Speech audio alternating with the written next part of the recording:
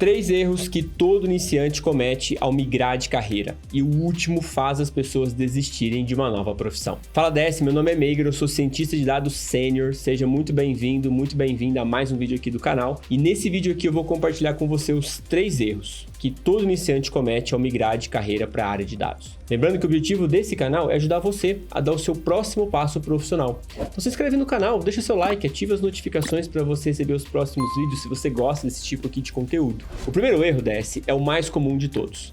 Mas eu confesso que os iniciantes não têm culpa dele, porque ninguém avisou para eles que o mercado de trabalho na área de tecnologia havia mudado. Nós crescemos acreditando que para trabalhar numa boa profissão é preciso ter faculdade. E realmente é preciso, tá? Só que o que mudou foi o seguinte: algumas profissões que temos hoje, elas surgiram antes delas terem uma formação universitária clássica. Como assim? Deixa eu explicar melhor para você. Com o avanço da tecnologia, surgiram muitas ferramentas, sistemas e tarefas que precisavam ser feitas dentro das empresas, mas não havia um profissional preparado para elas. Por exemplo, vamos imaginar que a empresa precisava analisar os dados para fazer uma previsão, uma projeção de meta, e aí construir algumas coisas diferentes. O profissional que faz isso é o estatístico, ele já existia nessa época. Porém, dificilmente você encontrava um estatístico que sabia programação para fazer essas tarefas de previsão usando algoritmos mais avançados. Além disso, como a oferta de estatísticos programadores era baixa e havia muita alta demanda no mercado, os recrutadores eles começaram a se perguntar quais outros profissionais poderiam fazer esse tipo de tarefa de analisar os dados e fazer previsões para construir as metas. Analisando os perfis disponíveis na época, os recrutadores eles pensaram que talvez os engenheiros poderiam fazer esse trabalho. Porque, afinal de contas, os engenheiros eles aprendem um pouco de estatística na faculdade, aprendem um pouco de programação. Eles não são nem estatísticos, nem programadores, mas conseguem usar essas ferramentas para resolver problemas como esse que eles tinham na mão. Então, os recrutadores eles fizeram essa proposta de trabalho para alguns engenheiros. Alguns aceitaram, outros não, e aqueles que aceitaram o desafio acabaram entregando um bom resultado. Isso fez com que os recrutadores eles parassem de buscar somente profissionais com o título de estatístico, programador, e passaram a olhar mais os profissionais do ponto de vista de habilidades.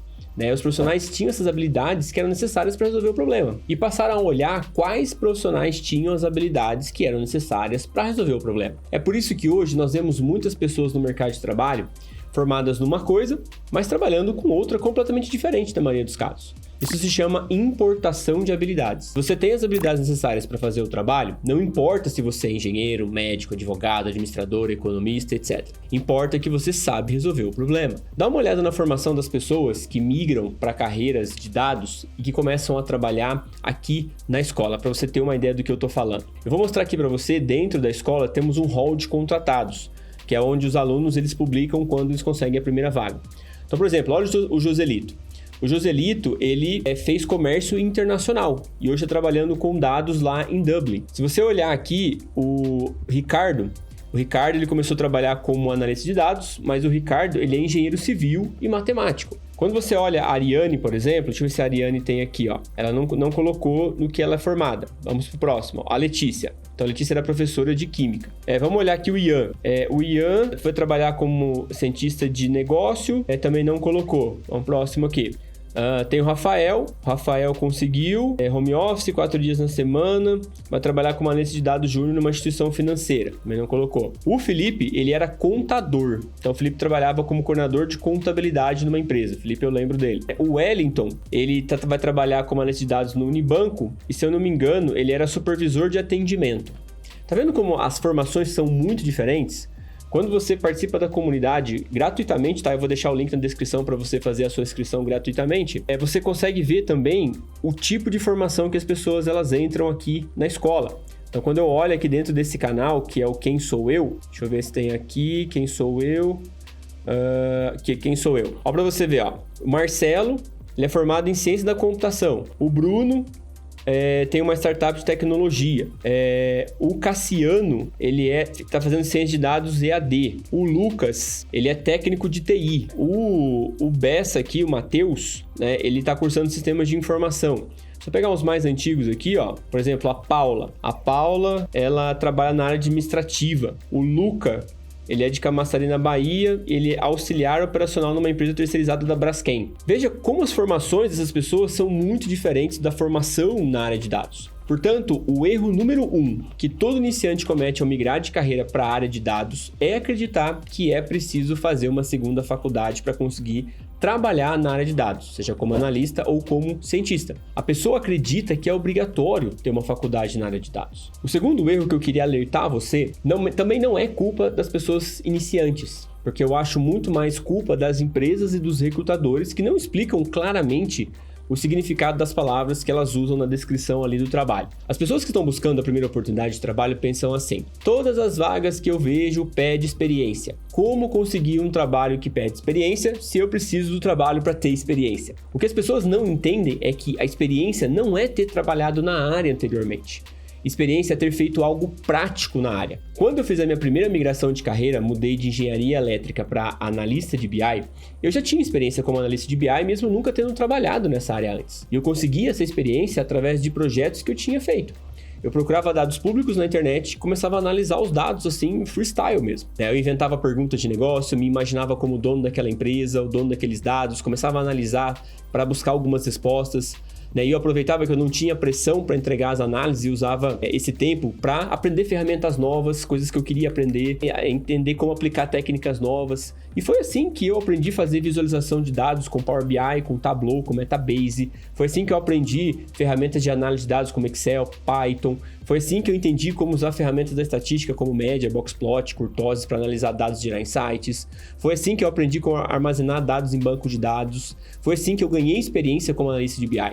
Foi fazendo projetos pessoais e aprendendo essas ferramentas que eu citei para você. Esses projetos, eles me deram muita experiência de trabalho.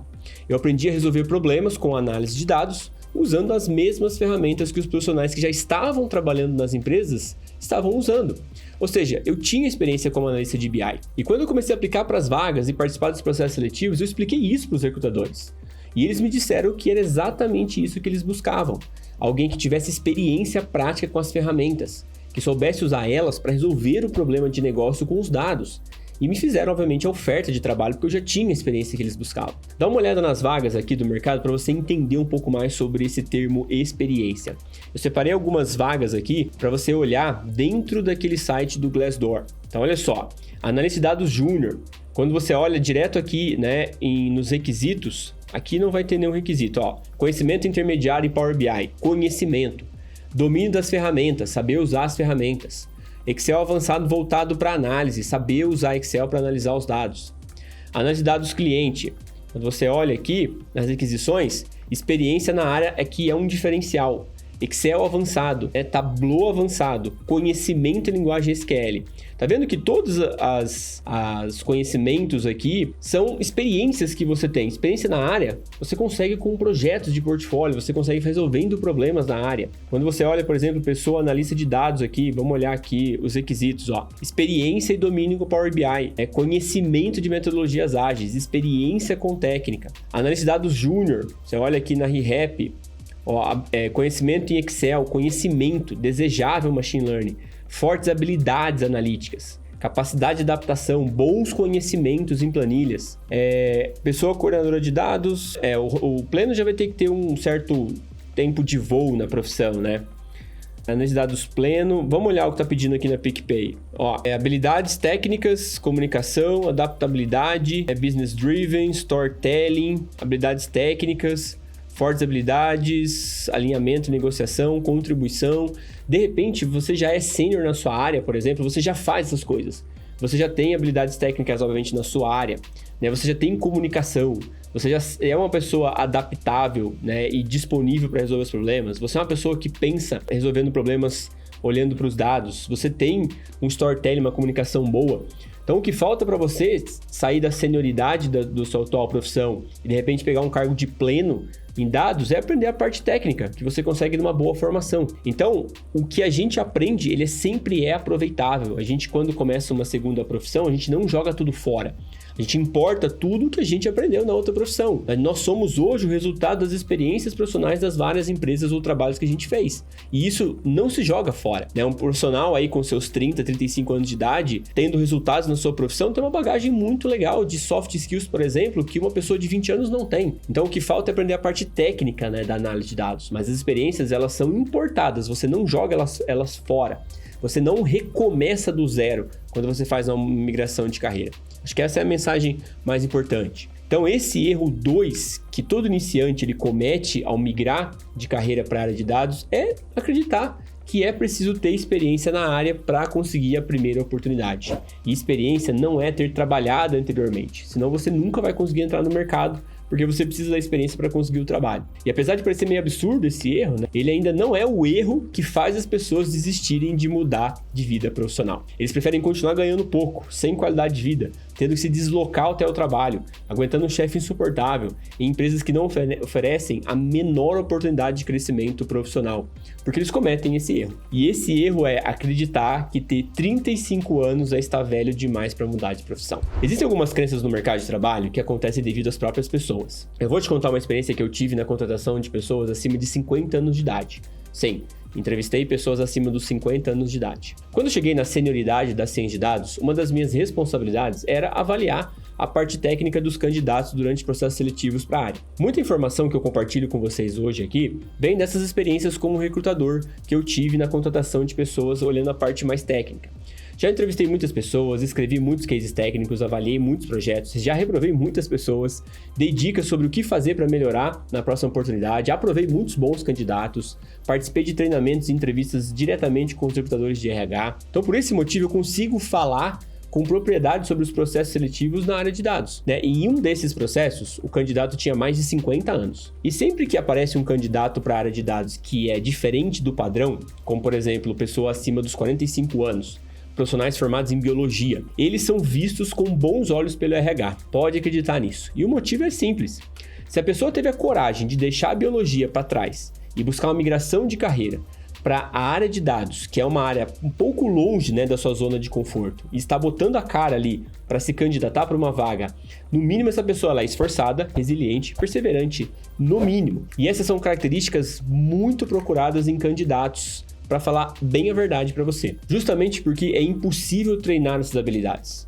Eu posso ensinar para você como analisar dados, mas eu não consigo ensinar você a ser esforçado, porque essa característica ela depende exclusivamente do seu perfil, das crenças que você tem, do ambiente que você foi criado, das referências que você teve na infância, das referências que você tem hoje, enfim, pessoas que apresentam esforço e resiliência são raras hoje em dia. Nós chamamos esse candidato, né, com mais de 50 anos, justamente por acreditar nesse esforço, nessa resiliência. A gente passou o case técnico para ela e deu um prazo de 7 dias para ela resolver e apresentar uma solução. O case pedia para ele fazer uma análise do histórico de vendas que a gente tinha fornecido para ele, tá, de uma empresa fictícia que eu tinha criado ali, só para entender mesmo como que esse candidato ele raciocinava, né, como é que ele usava as ferramentas para analisar dados. Quando ele foi apresentar o resultado para a gente, ele tinha usado o calendário gregoriano para calcular os tempos de venda, porque ele tinha aprendido isso, né, lá na faculdade há muitos anos atrás. Não estava errado, mas ele fez de uma forma muito mais complicada do que deveria ser. E isso passou uma imagem pra gente de alguém que não se atualizou, que não aprendeu novas formas de resolver o mesmo problema com mais rapidez, com mais qualidade. Então essa pessoa ela ficou parada no passado. Essa foi a impressão que a gente tem. E aí a conclusão que a maioria das empresas chegam, porque elas também passam por experiências semelhantes a essa, é que as pessoas mais experientes elas tendem a não se atualizar com relação às novas formas de resolver os problemas, usando as novas ferramentas que são disponíveis aí no mercado. Portanto, a empresa ela teria que treinar ou esperar esse candidato se atualizar caso contratasse ele, o que não vale a pena, porque existem outros candidatos que já estão prontos no mercado. Então, esses mitos que vão sendo criados no mercado sobre estar velho demais para mudar de profissão, vem dos próprios candidatos mais velhos, que apresentam esse tipo de solução, né, em um case técnico. Então, se você se atualizar com as novas ferramentas, aprender os novos métodos, as maneiras modernas de resolver os problemas, cara, a sua idade ela não vai ser nenhum tipo de obstáculo, muito pelo contrário. Ter mais de 35 anos, né, e mostrar vontade para mudar de profissão é um ato de esforço, de perseverança, de resiliência e será muito bem visto pelos recrutadores. Muitas pessoas acabam desistindo de carreiras incríveis, de aumentar o salário, de trabalhar home office, de fazer projetos relevantes, de trabalhar com tecnologia e crescer profissionalmente porque cometem o erro de acreditar que estar com 35 anos é tarde demais. E se você ainda não se convenceu e quer conversar com outros profissionais da área, que tem mais ou menos a idade que você, entra na nossa comunidade. A ideia é montar um grupo de pessoas de várias áreas e níveis diferentes que querem dar o próximo passo na vida profissional e estão dispostos a se ajudar para nos desenvolvermos profissionalmente. Então, todos os dias tem discussões entre os membros sobre mercado de trabalho, sobre profissão, sobre o que estudar. Tem eventos online semanalmente ao vivo e você vai ter acesso a um programa de aperfeiçoamento profissional com aulas semanais sobre a área de dados. Tudo isso gratuitamente. Basta você fazer a sua inscrição de membro no link que eu deixei aqui embaixo desse vídeo.